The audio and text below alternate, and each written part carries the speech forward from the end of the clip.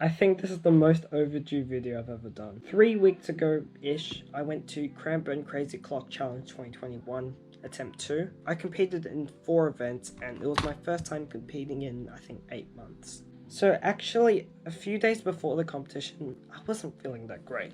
I threw up like twice on the morning and I was in bed all day. And then on the Friday, I was feeling a little better, still kinda in bed.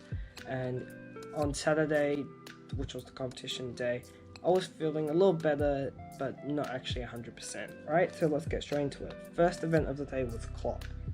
So I wasn't expecting too much from this event because I sort of practiced it before this competition, but not too much.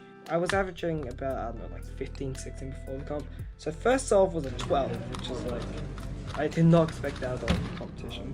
Then I got 23 due to like, I think I was just being really safe because I didn't want to DNF at all. Next 3 times, 13, 13, 12, which we're all counting. So that is a 1339 average. And that is ridiculous because I think my PB at the time was like 13.38. That's literally 0.01 off my PB. And the craziest thing is, that put me 8th place for the first round. And that got me into finals by 1 spot, which is ridiculous because I didn't think I'd make clock finals at all. Next up was Mega Mix, which for some reason was my best event in competitions. I really don't know why, because I don't really practice this, but I was hoping to get a sub PR average, so that's 147.54, and probably I think sub 140 as well. First solve was 143, which for getting PR was a pretty good start. However, that was actually the best time of the average, so other times were 154, 148, 146, and another 146. So unfortunately, that was 0.04 off my PR average. I got 147.59, so I didn't break it. So Mega Minx at this competition was a bit of a fail. The next 2 events, these are really big. So I didn't actually talk about this on YouTube. I talked about these events a lot on Discord, but for 7x7 and 6x6, I practiced these so much. It was for one reason. The cutoffs for these events were 5:30 and 3:30 respectively, and I wanted to get them so bad just so I could complete a mean in these events. Start off with 7x7. The cutoff was 5:30, and on my first solve, I was so nervous. You actually don't know how much I was practicing these events. It was like, I don't know, I would definitely do at least 1 mean a day. That's how dedicated I was. I would even do like 2, sometimes even 3 means in a day, which you should never be doing that much 7x7 in one day. But that's how much I wanted to get those cutoffs. So the first solve, I mess up so much. I think I do a lot of my centers wrong. I put just stuff in the wrong spot. And in my mind, I'm like, okay, I'm not about to put like some weeks of practice away.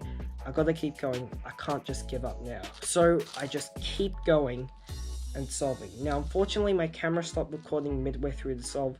Luckily, or thankfully I should say, I got a 5:20, which puts me 10 seconds on the cutoff, and it means I can complete a mean, which was so relieving. I really wish my camera was recording because I would have loved to see my reaction. Next solve felt a little better, but it ended up being a little worse. It was a 527.99. So that solve was still on the cutoff, so I was kind of happy about that. And then this last solve is it's ridiculous. Everything about it, I don't know, it didn't feel like the race, I don't know.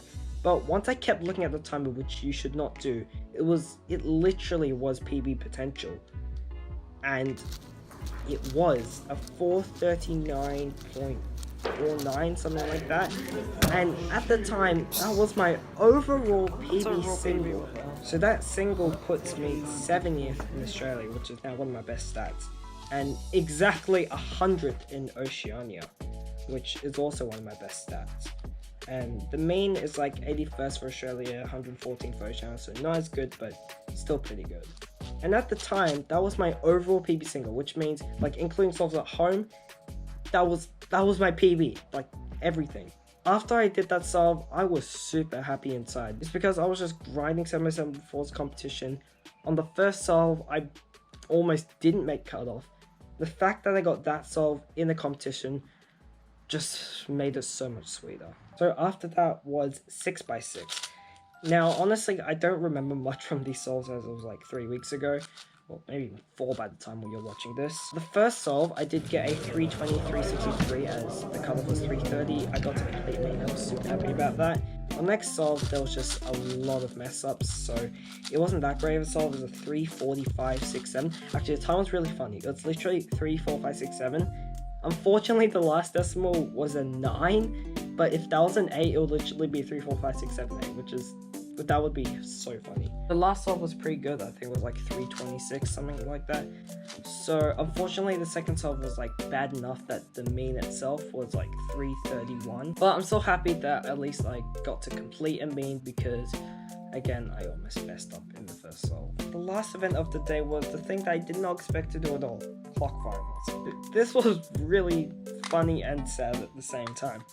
So my first solve was really bad. I got a 32-second solve. My second solve was 20.46.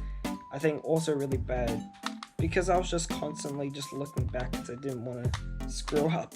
But the thing is, the cutoff still applies in finals. So in first round, it was you have 2 tries to get to 20 seconds. But in finals, I couldn't even do that. So yeah, my clock final solves were just those 2. I couldn't complete an average because I couldn't even make finals. Has that ever happened to anyone?